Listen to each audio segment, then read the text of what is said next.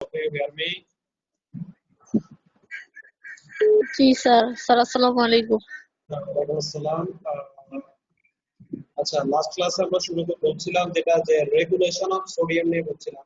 হ্যাঁ, যে আমরা যে ফ্যাক্টরগুলোর কথা বলেছিলাম সেগুলো হচ্ছে aldosterone, atrial natriuretic peptide, baroreceptors, and the other hormones estrogen, progesterone, and glucocorticoid. And I already discussed about this chart. তোমাদের এই চার্টটা সম্পর্কে আমি বলেছিলাম যে flow chart. This flow chart is very important. Okay, বলছিলাম না যে ফ্লো চার্টটা মুখস্থ রাখবা সবাই, এবং অবশ্যই এটা খাতায় লিখবা, খাতায় লিখে ট্রাই করবা। ওকে, যে কিভাবে সোডিয়াম ক্লোরাইড আমার বডিতে বেড়ে গেলে what is the mechanism that our body, our kidney maintain normal extracellular fluid volume and sodium chloride volume. Okay, concentration of the sodium chloride and ECM volume কিভাবে মেইনটেইন করতেছে আমরা এই চারটা থেকেই দেখতে পারবো, ঠিক আছে? এবং এটা শুধু এইভাবে দেখলে হবে না, সাথে কিন্তু ডিসকাশন দিতে হবে। all of you please, this is very important, all of you in your written question don't only write this flowchart, you must write a short description with it. এটার সাথে একটা শর্টলি ডেসক্রিপশন তোমাকে দিতে হবে, তা না হলে সেটাতে তোমরা নাম্বার পাবে না। কথাটা কি বুঝতে পারছি? একজনই কেউ আনসার দিতেছে। এট্রিয়াল ইয়েস, হ্যাঁ বলো। Atrial natriuretic peptide. গুড, সুন্দর বলছো। Atrial natriuretic peptide. This is very important peptide, that means এটা এক ধরনের আমরা বলতে পারি হরমোন। ওকে, এট্রিয়াল নাইট্রিউরিক পেপটাইড যেহেতু পেপটাইড আছে, that means this is synthesized by amino acid। এবং এখানে নামের সাথে আমি সবসময় বলি all the medical term you can memorize the term by its name। তুমি এটা মনে রাখতে পারো কিভাবে, যে প্রত্যেকটা মেডিকেল টার্মের কিন্তু দেখবা যে এটার অরিজিনটা দিয়ে কিন্তু তুমি মনে রাখতে পারবা। তোমরা সবাই মনে রাখবে অরিজিন। যেমন একটা মাসেল আছে আমাদের, কি হেড নেক যখন তোমরা পড়বা তখন একটা মাসেল আছে স্টার্নোক্লেডিওমেস্টোয়েড মাসেল, আছে না? পড়ছিলাতে তোমরা স্কেপুলা যখন পড়ো স্টার্নো, দেখবা যে এই তো তোমরা যে বলে কি সুপিরিয়র এক্সট্রিমিটি পড়ো নাই? সুপিরিয়র এক্সট্রিমিটি তোমরা পড়ছিলা যে ক্লেভিকল, সেখানে একটা মাসেল আছে না স্টার্নোক্লেডিওমেস্টোয়েড মাসেল। এখন এই নাম আমরা উচ্চারণ করতে পারতাম না, এত কঠিন নাম। হ্যাঁ, আমরা ভাবতাম কিভাবে এত বড় নাম কিভাবে মনে রাখবো। স্টার্নোক্লেডিও আসলে বেশি কিছু না, স্টার্নোক্লেডিওমেস্টোয়েড। স্টার নামের সাথে যুক্ত থাকে, ক্লেভিকল, মাস্টোয়েড মানে মাস্টোয়েড প্রসেসের সাথে যুক্ত থাকে, তিনটার সাথে একসাথে যুক্ত থাকে মাসেলটা। তেমনি in the same way A and B, atrial natriuretic peptide, এই নামের ভিতরে অনেক কিছু আছে। atrial, atrium, this is arising from atrium, তোমার মানে কি হার্টের যে এট্রিয়াম আছে সেখান থেকে, ঠিক আছে? এট্রিয়াম ভেন্ট্রিকল, তার মানে এট্রিয়াম সেখান থেকে আসে। তারপর কি নাট্রিউরেটিক, এটা কে বলতে পারবা? নাট্রিউরেটিক মানে কি? আরে স্যার, সোডিয়াম আর হচ্ছে ইউরিনের সাথে সোডিয়াম যায়। হ্যাঁ, গুড। এত সুন্দর সুন্দর আনসার দিচ্ছে কে কে? হু আর ইউ? তোমার রোল কত? স্যার 09055। গুড। নাম কি তোমার? আনিসুল হক চৌধুরী। Anisul Haque Chowdhury, thank you. খুব সুন্দর আনসার দিয়েছো তুমি। যে নাট্রিউরেটিক, এই আবার যেমন নাট্রিউরিয়া হচ্ছে সোডিয়াম কোথা থাকবে? ইউরিনে থাকবে। হ্যাঁ, নাট্রিউরিয়া। আচ্ছা, যদি পটাশিয়াম থাকে সেটাকে কি বলা হয় বলতে পারবা? নাট্রিউরিয়া মানে সোডিয়াম হচ্ছে ইউরিনের সাথে বের হয়ে যাচ্ছে, হ্যাঁ, by presence of sodium in the urine, এটাকে আমরা বলি নাট্রিউরিয়া। আচ্ছা, মনে করো পটাশিয়াম আছে, তখন সেটাকে কি বলবা? স্যার অ্যামিনিউরিয়া। না না না, অ্যামিনিউরিয়া কিভাবে হয়? কেলিউরিয়া, কেলিউরিয়া। পটাশিয়াম, কেলিউরিয়া। এটা আমরা মনে রাখতাম কি, আমাদের এক বান্ধবীর নাম ছিল কেলি, কেলির নাম দিয়ে মনে রাখছি কেলিউরিয়া। তোমরা এরকম এইভাবে নিয়মগুলো মনে রাখবা, বন্ধু বান্ধবের নাম দিয়ে মনে রাখবা, ঠিক আছে? কত কিছু দিয়ে তো আমরা কত কিছু মনে রাখি, এটা বলা হয় টেকনিক। মেডিকেল সায়েন্সে শুধু মুখস্থ বিদ্যার করে কোনো লাভ নেই, টেকনিক অবলম্বন করতে হবে, ঠিক আছে? ওকে, এই দেখো আমি তোমাদের বলি যে রেগুলেশন অফ সোডিয়াম শুধু যে মাত্র এই যে এর মাধ্যমে হচ্ছে, কিডনির মাধ্যমে হচ্ছে তা কিন্তু না, এখানে আমাদের আরো কিছু ফ্যাক্টর আছে, রিলেটেড আছে। এরকম একটা গুরুত্বপূর্ণ ফ্যাক্টর হচ্ছে ANP, atrial natriuretic peptide, ANP, atrial natriuretic peptide. Okay, তোমরা দেখো কি হচ্ছে, যখন বডিতে সোডিয়াম বেড়ে যাচ্ছে, ঠিক আছে, তখন কি হয়, সাথে সাথে ওয়াটারও বেড়ে যায়। সোডিয়ামের গার্লফ্রেন্ড কে? ওয়াটার। তাহলে সোডিয়ামের সাথে ওয়াটারও বেড়ে যাচ্ছে, তার মানে সোডিয়াম ক্লোরাইড এবং ওয়াটার যখন বাড়ে, অবশ্যই অবশ্যই আমাদের কি বাড়বে, আমাদের ব্লাড প্রেশার বেড়ে যাবে, সিস্টোলিক এবং ডায়াস্টোলিক ব্লাড প্রেশার রাইজ হবে, ঠিক আছে? তখন সেটা কি করে, it will increases the cardiac output of the heart, হার্টের যে কার্ডিয়াক আউটপুট আছে সেটাকে কি করে, বাড়িয়ে দেয়, ঠিক আছে? এখানে দেখো একটা মজার জিনিস হয়, মনে করো কোনো কারণে তোমার বডিতে বেশি পরিমাণে সোডিয়াম ক্লোরাইড চলে গেল, সাপোজ ইনজেক্টেবল নরমাল স্যালাইন ইনফিউশনের মাধ্যমে আমরা যেটা দিই, অথবা তুমি সমুদ্রে ডুবে গেছো, প্রচুর পরিমাণে তোমার বডিতে সোডিয়াম ক্লোরাইড চলে গেছে, নরমালের চেয়ে বেশি হয়ে গেছে concentration, the concentration of the sodium chloride is more than the normal level, so water is also increases, that means sodium chloride ব্লাডে বেড়ে গেলে ভলিউম ওভারলোড হবে, ওভারলোড যেটাকে বলা হয় হাইপারটোনিক হাইপারভলিউমিয়া। ওকে, এটা তখন কি করবে, ব্লাড প্রেশার বাড়িয়ে দিবে। তখন কি হবে দেখো, একটা মজার জিনিস হবে, interesting mechanism you see here, increase stretch of atria of heart due to increase bp মানে হচ্ছে ব্লাড প্রেশার, তার মানে যখন ব্লাড প্রেশার বেড়ে যায়, বেশি বেশি কার্ডিয়াক আউটপুট হচ্ছে, তখন এট্রিয়াতে স্ট্রেচিং হবে। এই যে এট্রিয়া, এই যে atrium, left atrium, sorry right atrium, left atrium, আর এগুলো হচ্ছে ভেন্ট্রিকল। হ্যাঁ, এটা কি ventricle, right ventricle, left ventricle. এই এট্রিয়ামে কিছু রিসেপ্টর আছে, সেখানে কি হয়, এট্রিয়া স্ট্রেচ, স্ট্রেচ মানে কি, প্রসারিত হয়, stretching of the atria of the heart. যখন এই স্ট্রেচিং হবে, মানে হচ্ছে যেটা প্রসারিত হবে, কারণ বেশি বেশি ব্লাড যাচ্ছে, it will causes release of ANP, atrial natriuretic peptide। এটা কিন্তু একটা মজার জিনিস আছে, আর কাছে বিএনপি, বিএনপি কিন্তু একটা আছে, সেটা কি হতে পারে বলো তো, কে বলতে পারবা? atrial natriuretic peptide তো বললাম, বিএনপি কি, বিএনপি কে বলতে পারবা? এনিওয়ান, কেউ বলতে পারবা?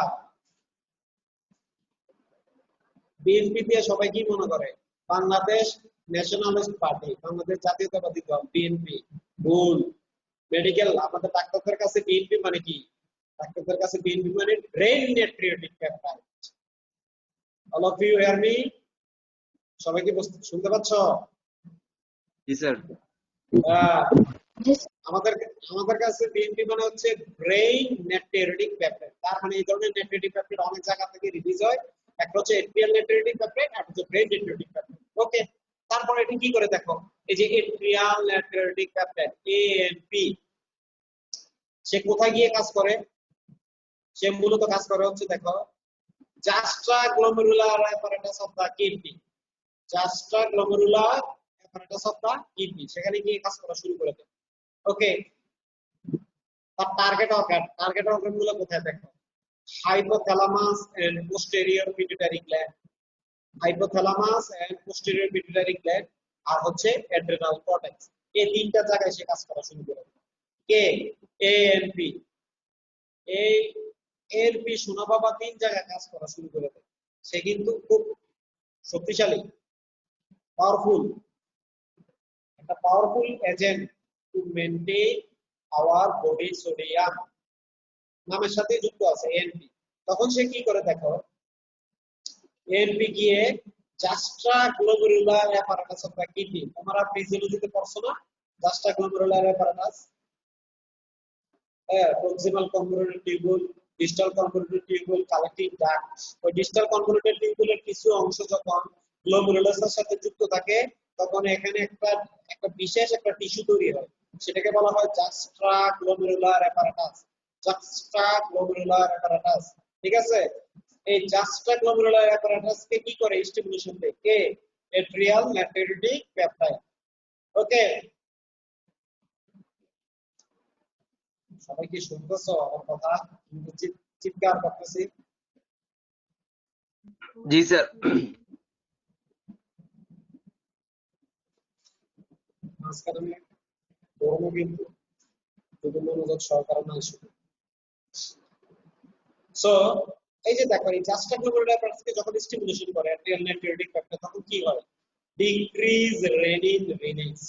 আমরা পড়ছিলাম না renin angiotensin aldosterone system, RAAS আর double S, renin angiotensin aldosterone system. তখন সে কি করে? রেনিন রিলিজটাকে কমায় দেয়, ঠিক আছে? রেনিন রিলিজটাকে কি করে? কমায় দেয়। আমরা জানি কি রেনিনের কাজ কি? রেনিন এনজিওটেনসিন 2 বেশি বেশি তৈরি করে। এনজিওটেনসিন 2 তখন কি করে? অ্যালডোস্টেরন স্টিমুলেশন বাড়ায় দেয়। আর অ্যালডোস্টেরনের কাজ কি? It will increase sodium and water reabsorption by the kidney tubules. কিন্তু এখন যদি কোনোভাবে আমি রেনিনকে কমাই দিতে পারি তখন কি হবে? Decrease renin, that means decrease angiotensin 2 synthesis. Angiotensin 2 is a potent vasoconstrictor. এটার কাজ কি? ভ্যাসলকে কনস্ট্রিকশন করা। এটার আরেকটা বড় কাজ কি? Increase aldosterone secretion by adrenal gland. এই মজার জিনিস কি হয় দেখো, যদি কোনো কারণে এনজিওটেনসিন 2 কমে যায় তখন ভ্যাসোডাইলেটেশন হবে। কি হবে? ভ্যাসোডাইলেটেশন হবে।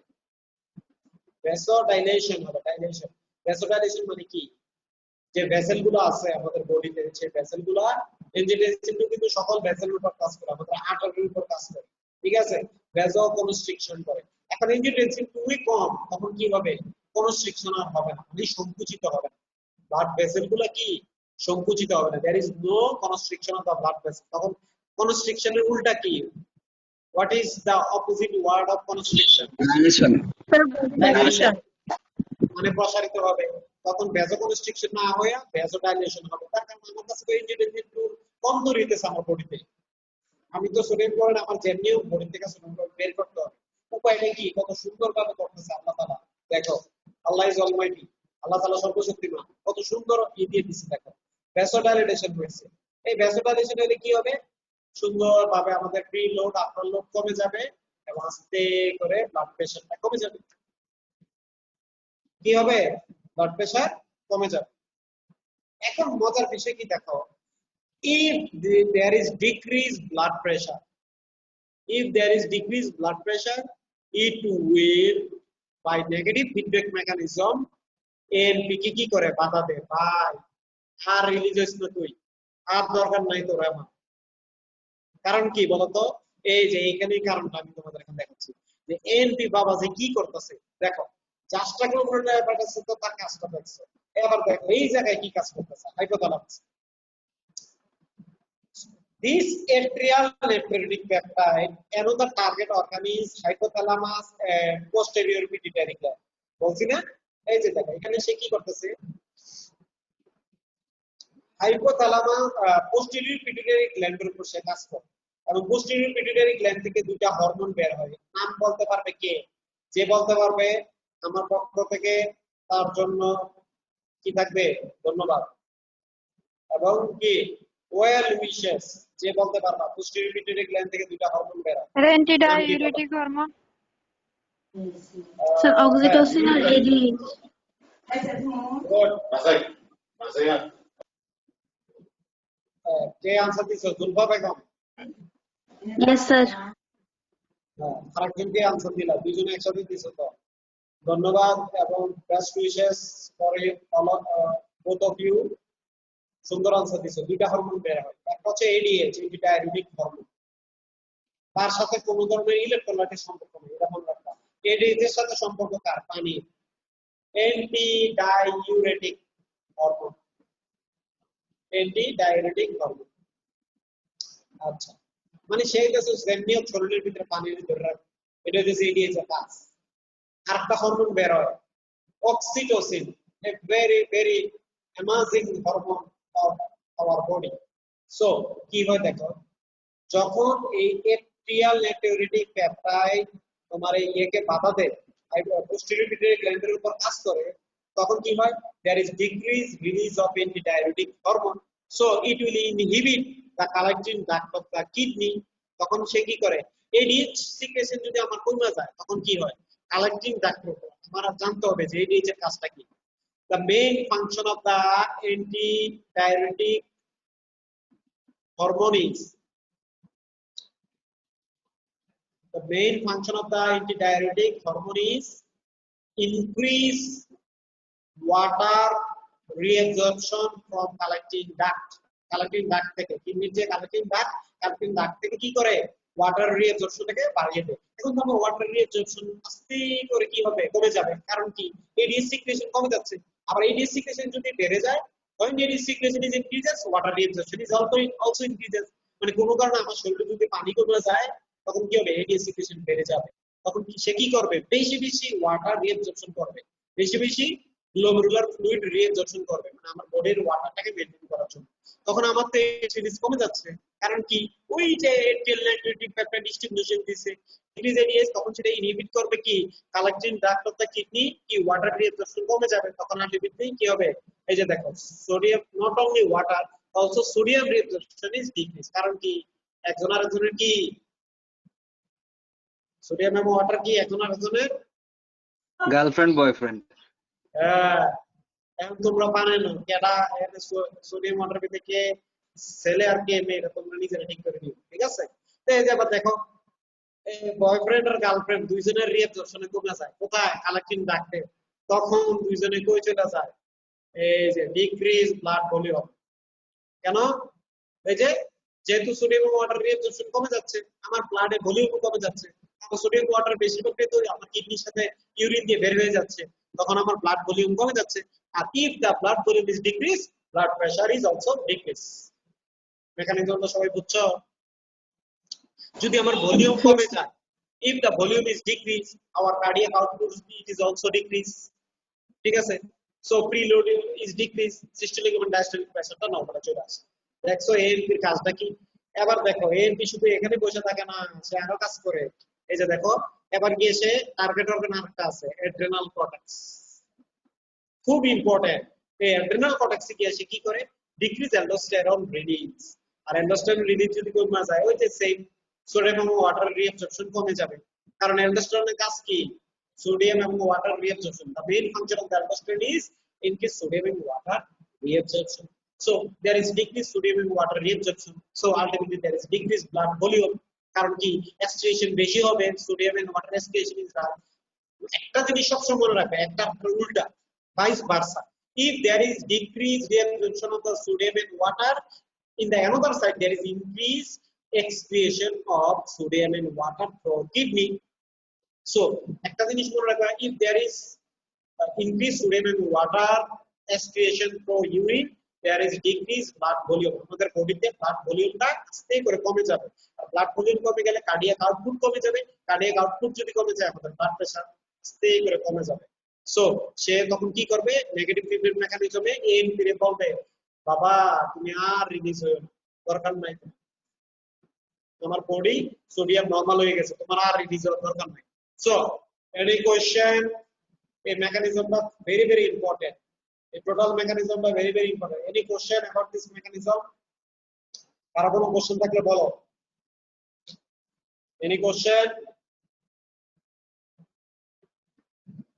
সবাই বুঝতে পারছো কিনা সেটা বলো। All of you understand this total mechanism of the ANP? Yes, sir. একজন Yes, বলছো sir. শুধু, দুইজন, আর বাকিরা Yes, বলো sir. না? সবাই বুঝতে পারছো? All of you understand it? Any question? জি স্যার। এই চারটা ভেরি ভেরি ইম্পর্টেন্ট। এটা শুধু এটার উপরে কিন্তু আমরা টোটাল একটা মানে বিশাল বড় লেকচার আছে শুধু এটার উপরে। কিন্তু এখন তোমরা সরাসরি তো এটা তো পেপার নিয়ে সম্ভব না, এটা হাতে লিখে তোমাদের এই করতে হবে। তোমরা এটা অবশ্যই ফিজিওলজি থেকে দেখে নিবে এবং এই চারটা ভেরি ভেরি ইম্পর্টেন্ট। তোমরা এটা গাইডলাইন থেকেও দেখে নিতে পারো, গাইডলাইনে খুব সুন্দর আছে। এই মেকানিজম যদি তোমরা ঠিকভাবে না জানো, তোমরা সামনে আর আগাইতে পারবে না। This is the basic of regulation of sodium by ATP natriuretic peptide. কিভাবে এএনপি এটা কন্ট্রোল করতেছে, এই বেসিকটা যদি তোমরা কোনোভাবে মানে ঠিকভাবে মেমোরাইজ না করতে পারো, ঠিকভাবে না বোঝো, আমি আর সামনে আগাইতে পারবো না। পরবর্তীকে তোমরা কিছু বুঝবা, ওয়াটার ভলিউম ইলেকট্রোলাইট যে ইমব্যালেন্সটা বডিতে হচ্ছে, কিভাবে ব্যালেন্স হচ্ছে, কিভাবে ইমব্যালেন্স হচ্ছে, সেটা কিন্তু তোমরা বুঝতে পারবে। So is there any question? এটা নিয়ে কোনো কোশ্চেন আছে? নাই? ওকে, তারপরে সবে বুঝছো তোমরা। তারপরে তোমাদের কি কোনো ক্লাস আছে স্টুডেন্টস? টিউটোরিয়াল আছে গ্রুপ ওয়াইজ। আচ্ছা, তার আগে একটু আমি আরেকটু বলে নেই। এই যে দেখো, abnormalities of the plasma sodium concentration, এটা আমি শুধু একটু তোমাদের বলে নেই। রেগুলেশন অফ সোডিয়াম মোটামুটি আমাদের হয়েছে। হ্যাঁ, আমরা কিভাবে বডিতে রেগুলেশন হয় এটা আমরা বলছি। এই যে দেখো, aldosterone, atrial natriuretic peptide, baroreceptor, aldosterone, ANP, এই দুইটা মেকানিজম কিন্তু আমরা বলে দিচ্ছি। হ্যাঁ, ব্যারোরিসেপ্টর এটা তোমরা হচ্ছে, এটার সাথে আমাদের বায়োকেমিস্ট্রির সম্পর্ক খুব কম, এটা তোমরা ফিজিওলজি থেকে দেখে নিবা। ব্যারোরিসেপ্টর আর আদার হরমোনের অত বেশি not significant, but they have role to maintain sodium regulation. তাদেরও রোল আছে, কিন্তু অ্যালডোস্টেরন এএনপির মতো না। আর baroreceptor mainly blood pressure regulation করে। ঠিক আছে, এই যে দুইটা মেকানিজম সবচেয়ে ভালোভাবে জানতে হবে, এই চারটা আর এই চারটা, এটা আর এটা। বুঝতে পারছো তো সবাই? লিখে নিছো নি? সবাই লিখে নিছো? জি স্যার। আচ্ছা, তারপর দেখো, abnormalities of the plasma sodium concentration. Changes in total body sodium are not necessarily associated with similar changes in the plasma sodium. তোমার বডির টোটাল সোডিয়াম যদি কোনোভাবে পরিবর্তন হয়, তার মানে যে তোমার সাথে সাথে যে তোমার প্লাজমা সোডিয়াম কনসেন্ট্রেশন চেঞ্জ হবে তা কিন্তু না। That will not the similar change in sodium. That is, with salt retention, plasma sodium is not necessarily increased. In fact, plasma sodium is frequently decreased in sodium retentive state. Okay.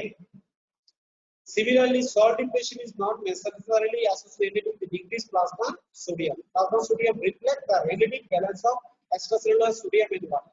একটা জিনিস মনে রাখবা, আমার বডির total sodium যদি কমে যায়, তার মানে সাথে সাথে কিন্তু আমার প্লাজমা সোডিয়াম কমবে না। তার মানে একটা রোগী যদি ডায়রিয়া হয়, আজকে ডায়রিয়া শুরু হলো, কালকে যদি তুমি ইলেক্ট্রোলাইট করো, তার সোডিয়াম কিন্তু তুমি অনেক সময় নরমাল পাবা, সাথে সাথে কিন্তু কমে না, একটু সময় লাগে। ঠিক আছে, তার মানে আমার প্লাজমা সোডিয়াম কে রিফ্লেক্ট করতেছে?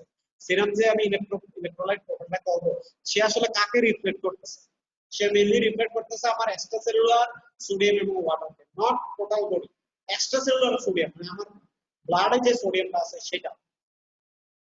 এই দুটো কি বোঝাতে পারছি সবাইকে? Yes, sir. ওকে, আমরা তাহলে আমাদের নেক্সট ক্লাসে অ্যাবনরমালিটিস অফ দ্য সোডিয়াম দিয়ে শুরু করব। তার ভিতরে যেগুলো আছে সেগুলো হচ্ছে হাইপারনেট্রিমিয়া, হাইপোনেট্রিমিয়া। ঠিক আছে, এর ভিতরে আবার বিভিন্ন ধরনের টাইপস আছে, সেই টাইপগুলোতে আমরা চলে যাব। তার আগে তোমরা রেগুলেশনটা ভালোভাবে মুখস্থ করে নাও। ঠিক আছে, রেগুলেশনের যা আছে, রেগুলেশন থেকে কোশ্চেন আসবে আসবে আসবে, 100% আসবে। ঠিক আছে, তোমরা কিন্তু পাইবো না যে এইচএসসি পরীক্ষা হয় নাই তার মানে আমরাও কি পরীক্ষা দিব না, এইসব পাইবো না। হ্যাঁ, এসব কোনো সুযোগ না, কারণ ফাইনাল প্রপ যে হচ্ছে এটা জানো সবাই। এই তোমরা কি শুনছো? ফাইনাল প্রপ যে হচ্ছে শুরু হয়ে গেছে না? জি স্যার। এই তো এইচএসসি পরীক্ষার মতো পাইবো না, ধরা আছে যে এটা কি, এটা মেডিকেল পরীক্ষাও তো হবে মনে হয়।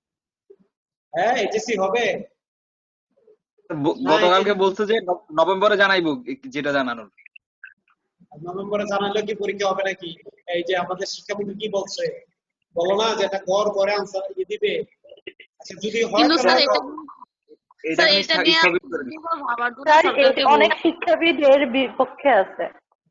অবশ্যই অবশ্যই, এটা তো একটা খুব কন্ট্রোভার্সিয়াল ব্যাপার, কারণ কারা কেউ যদি এর ভিতরে করোনা আক্রান্ত হয়ে যায় তাহলে সেটা কি, এটা খুব ডেঞ্জারাস হয়ে যাবে, খুব বিপজ্জনক হয়ে যাবে কোনো স্টুডেন্ট যদি আক্রান্ত হয়। সো এটা আমাদের বিষয় না, এটা আমাদের মানে গভর্নমেন্ট আছে, গভর্নমেন্টের সিদ্ধান্ত নিবে। তবে তোমাদের প্রপ পরীক্ষা কিন্তু হবে। ঠিক আছে, সেহেতু তোমরা বাসায় থাকো, বাসা থেকে পড়ো, বাসা থেকে বের হওয়ার দরকার নেই। বাসা থেকে বের হলে আক্রান্ত হয়ে যাবে। ঠিক আছে, বাসা থেকে বের হলে আক্রান্ত হয়ে যাবে। বাসায় থাকো, সেফে থাকো।